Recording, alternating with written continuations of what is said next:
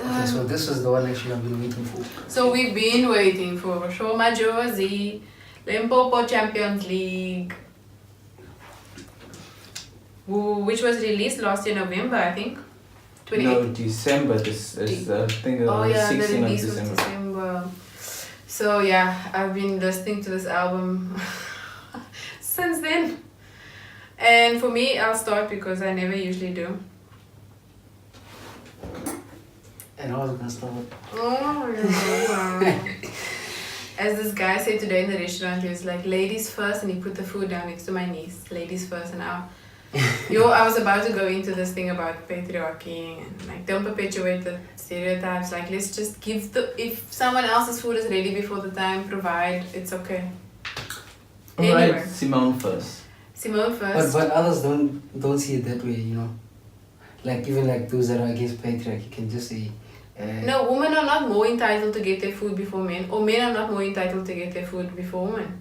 Food is just. And what do women want, like exactly then? Because I thought we are, you know. Being a gentleman. Yeah, so we just. You see, it's demeaning. If you go to my hometown, men will get food first. Oh yeah. Yeah, but that's the thing. So now at home, it's usually for the men to get more portions as well and whatever, and the woman will get just whatever's left. But if you go to a restaurant, now they want to be all like, no, ladies first, and be like, oh, we're getting treated like a lady. What is a lady, people? And they, how do women like really want to be treated, to be honest, guys? Ask the woman. Or the particular woman. Yes. Or no, it shouldn't be like a generalization. Eh? It's the same thing with men. If I treat you the same way that I was taught to treat men, you would not be sitting here like a normal person. Okay, I see. You know what I mean? It's the I same understand. thing. It's not different. Women don't want to be treated any differently. They want to be treated as you see them. Sho Madjozi. Let's talk about you. Oh, but How does this relate to Sho Madjozi? But more respected and more like their feelings being taken into That's consideration. everybody. Don't you want to have your feelings taken in No, consideration? I mean like with guys it's easy. Let's be honest, guys. With guys it's a bit more easier. Like I can just throw a shot and then sharp. And with a No. Huh? A lot of men are sensitive, but how does this relate to Sho Madjozi? Because Sho Madjozi's music is okay. Let's listen. And I'm gonna give my review. Like really. We'll keep this for the live video afterwards. The power is also going out in 8 minutes. Anyway, so Sho Madjozi's album is really dope. I love all the tracks on this album. My favorites, I love all of them, but I have to have favorites. So Limpopo Champions League is a vibe. Kona. Now Huku's like, of course, because like it's been there. Kona, and then I've got Yaz Abelungu is my favorite also, and obviously Wakanda Forever. But I love the others, like the concept of If I Die, the concept of Idom. I mean that. Jacob's favorite is Changanya, and Don't Tell Me What to Do, because don't tell me what to do. So cohesive album in terms of everything. Why would you call it cohesive? Because there is no cohesive. In terms of the sound. Okay, sound. In terms of Sho Madjozi's, like you can see her personality coming through in every song. You can feel it, like she's got her soft side and she's got her corner, which is like if that song plays, you like don't know what to do. You like, so she is that ball of energy, and I think that her personality comes through. And that's a cohesive project for me in that sense. The album doesn't flow in terms of a project like from beginning to end, but for me it's an album I would listen to on random, because yeah. You're a fan. Because I'm a fan. I'm a fan because of this album. Actually, that's why I'm a fan. And I've listened to it over and over. I've tried to Google the lyrics. Sure, why isn't it out there? I'm trying to understand the lyrics because I need to choreograph to these things, but then I can't find them online. So, and of course she uses so many different languages in there. She caters to so many different people. And people often ask her, why doesn't she only rap in English, or why all these other languages? She's like, well, my people speak what they speak and I'm gonna rap for them. I do it for them, straight up. And you'll be sitting trying to Google this stuff, can't find it. But I have one question for Simone. Okay, actually the question is open to you guys. Before I even start with the album review, what genre is Sho Madjozi's music? I know I must ask you guys this question before you answer me. Before we answer the question, what? can you get to your review? Oh, okay. Because that's what I was leading me to. That's what actually what was leading me to this. But okay, sharp. The album is good. I only have one song that I like because I DJ sometimes with it because of the drum sound. So it's Huku. Yeah, it's Huku. So that's fine. The sound. That's why actually I want to ask you guys what genre does she? I honestly feel like she's making a new genre. Okay, because Jacob once said she's hip hop, right? According to what is out there already, it's hip hop. Okay. It says hip hop rap. Okay, so of course the album doesn't have really like a lot of hip hop tracks. So what is a hip hop track? Are you talking in What's terms the of the BPM? sound? Yeah, well, I'm okay because I'm pointing it out because isn't it I mean two beats more, right? And to a certain extent, the beats also play an important role in like the description of the whole culture of hip hop. So that's like, I think. So you're talking. Sorry to 95 interrupt beats. you. So I just want to get you. So the beat for you is the boom bap beat. You mean like No, we're talking in terms of beats per minute. beats per minute? It's like 95. It's around there. The boom bap. You know, like. But you also get the ones that are faster, which is double that. Or was it like 130 or so? Yeah, like your. You mean like 140, 150s. you mean like your kind of tracks that Eminem would rap in or twist. Yeah, it's got a double beat, but it's still hip hop. So you can either bounce to it like on this beat, or you can get the faster beat. Okay, because I'm talking specifically about the bounce now. So the reason I'm asking this is because I've noticed Sho Madjozi and Cloete, they are more of like the same creative. They are like because in Braamfontein there's this huge culture of hip hop where kids go with each other according to like their style. So Cloete's style, because he seems to be the first person that brought this whole new future sound of Mzansi. There's even a documentary about it. He says it's not hip hop. His music is not hip hop. He just falls under the category of hip hop. Yeah. And for that, I understand what he's doing. So that's what I'm struggling with Sho Madjozi. I don't know if she's defined it. She defined it as She hip hop. defined it. Because I feel like she's an hip hop artist. Because she raps like mad. Yeah, she is. I watch her Instagram videos where she's always rapping. She's on some. And I'm like, I don't even think I speak that fast, a normal person. Like, she can spit. So in terms of an artist, yeah, I think she's a hip hop artist. No, I think she's an MC because she also wrote. She was a ghostwriter for South African local artists. That's how she started. Or she was before she. Ghostwriter. Yo. Okay, so now because my conclusion was that okay, this is actually a Gom album. Nah? No, but it's a mixture. She calls herself the queen of Gom. Yeah, but she has hip hop on here too. But you see now the contradiction. She calls herself the queen of Gom. Okay, no. No, I understand that she has. No. What Stop. do you say? No. But can a hip hop album have a Gom sound? Yeah. Can a hip hop have an R&B sound? Can a hip hop album have because why are we putting the a labels on? gospel sound? I'm saying that I think that she's coming out with her own sound. But the thing is, when even you know, like in any industry that you're in, We're killing him. out. So let him speak. Okay. It's like we're ganging up on him. You're coming out. The No. point is that you're coming out. Now you've got 3 categories you have to fit in, but you feel like none of them fit. Now what you're gonna do? You're gonna say, okay, I'll fit into that category. I'll do what that category wants me to do, but I'm gonna produce my own sound. I'm gonna do my own thing. Does she have like previous mixtapes or work? Because what I'm getting to, I was watching this interview of, I think it's one of these YouTube channels, not like, you know, the best voices of the South, these nyana ones. Okay, I'm just kidding. But like, there was a discussion there about how the Gom sound is starting to, it's fading away now. And there's this other new sound from the Springs area, like is it something Springs in Joburg. Yeah. I forgot the area, but like, oh yeah, Western Joburg. Well, Springs is there. I forgot the exact name, but yeah, that side, the Spring side, there's like this new sound coming. It's called Amapiano.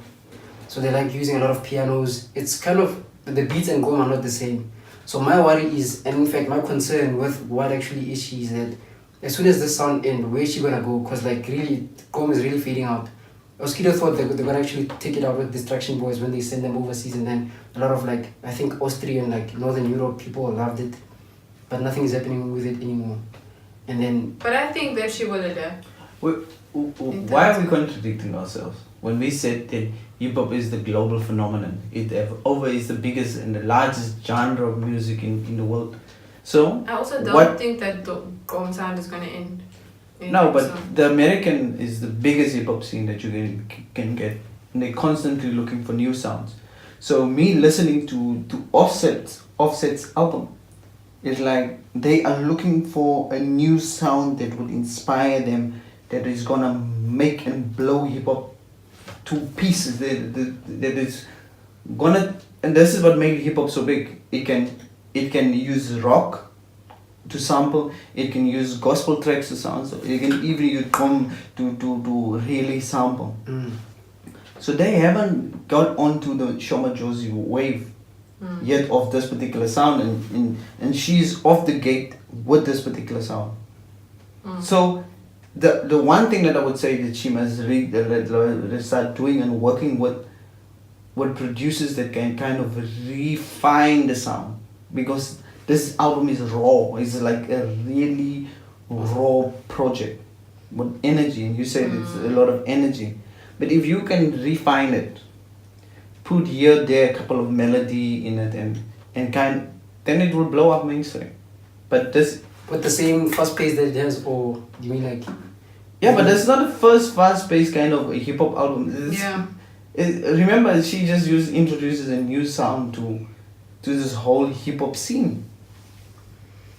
Yeah, that's the only difference. It's like she might the next album completely be a different sound, really trappy.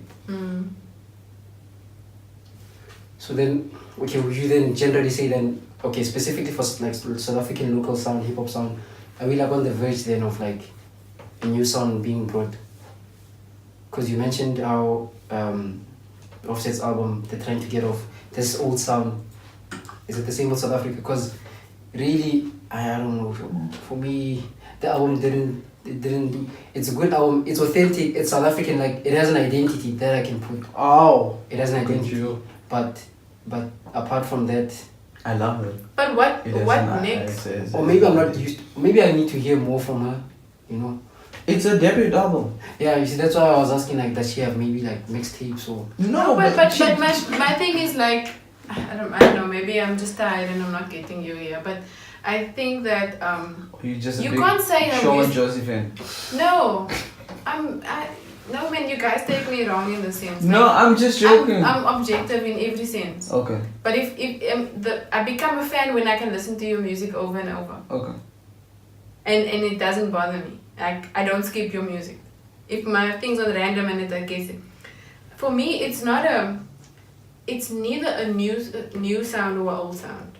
It's a original. I don't know how to put it, but like she's got her own style, and her style comes through in the music, in her fashion that she brought out, fashion label that's out, in her Instagram. She's just present. So if the sound fails, like you saying the sound is not relevant anymore, she will adapt because she adapts. Like that's her personality. But and this is a great point that Simone is making. Simone is saying, okay, the sound is not new, Gqom is not new, hip hop is not new. What is fresh is Sho Madjozi. Yeah. Now this takes me back to the kind of music of Mabr, Brenda Fassie. What sound was she? What music was it, or was it more the personality? Because she had a gospel album, she had a really kind of a popish album. Then you have a really South African tribal type of sound album. But the thing that was big was Brenda. Was Brenda Fassie? Nobody else could be Brenda. And I think that's what I like about Sho Madjozi. Is this the kind of dawn of a personality that was as big as No, it's just the light went off. No, that's cool. And that's a sign. Oh, is it? Don't cheating. No, I told you 4 o'clock, Mos. I didn't even know the time. 4 past 4 now. So that concludes our show for today. But No. we didn't wrap it up. No, I wanted to go on to what you call middle child, man. Not middle child. Oh, a lot. No, I don't think. I think we should. I Oh, think so we should let's review skip that it. next time. That's next time. Okay. So any concluding things on Sho Madjozi? Okay, I just say, I mean, she's something new, that's for sure. Even like the way she dresses, like her story behind, like I think the father's like German or something, I don't know. The whole story and like her speaking Shangaan, because it's been a while since I've heard the Shangaan language. The last time was first year when I had a Shangaan roommate. And actually, I'm not supposed to say Shangaan. It's actually a derogatory term. We should call them Tsonga people, because Shangaan is like, and there's a... Okay. And Anyway. Recover. So No, apologize first. Oh yeah. So You did say to the Shanganese, No. I mean to the Tsonga people. But now it sounds too formal, guys. Okay, but I'm sorry, guys. So I think they understand because sometimes it's a mistake, really, But to continue, actually, I even forgot where I was now. You missed the sound, the language. Oh yeah. So You know like, there's a myth. Okay. it's so it's like it's basically like that. It's like how if you like something is around you, then you actually haven't heard from it or it hasn't been brought to your attention. Once it comes, it feels like something new. Because I mean, when do I ever? I mean, at least I see Zulu on Generations on TV and all these other languages. It's popular, but you understand what I'm saying? Because even listening to her sound, even though I don't hear what she's saying, she has some flow with that. Is it Domi phone? But it's not on her album. This one was Domi phone or something like that. I don't know. Like she just flows. I don't understand what she's saying, but it's dope. But maybe next album. Do you know what Huku Nambia means? I think answer Hukuya. Huku Nambia. Mm. It's chicken and beer. Really? She's singing about chicken and beer. Even she says it in the one song by Pangana. How can I sing about chicken and beer? How can I Huku Nambia?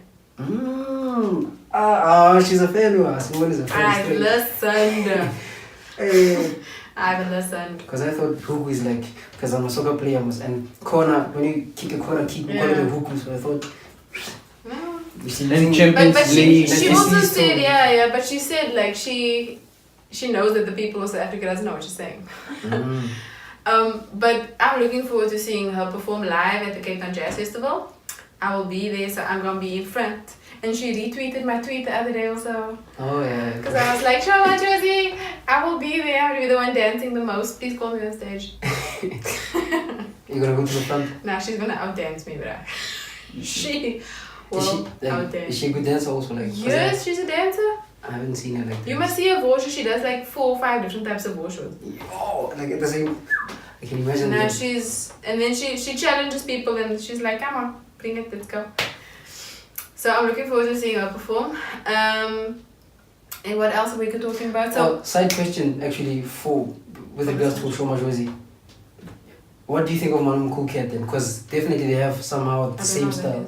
Okay, Malum Cool Cat. Okay, Let's keep something it that I will fun. look into. Yeah. But what I wanted to give a homework to the people is to listen to Offset's album. We will be reviewing Offset's album in our next episode, which will be episode 18. So we want to invite you to review with us. So we're all going to be listening to Offset's album. You know what we talk about, how we talk about it. So bring in your 2 cents and we will add it into our conversation. We'll sit here and we'll look at your comments. So review it. Let's go. Yeah, so the Offset album is called Father of 4. Father of 4. Yeah, you can find it on iTunes, Spotify. So check it out and we will be... And it's not iTunes anymore, it's Apple Music. Apple Music. Mm. They will have to deal with iTunes. I'm so sad. Oh, and also Tidal. Did you see someone else joke on Tidal? It's so bad for Tidal, guys. Mm-hmm. It's like sinking. Yeah, Tidal is sinking. Irony. But anyway, thank you for watching. We will see you guys next time. And thank you for the love. Give us a like, share, comment. We out. Peace. No fire tip.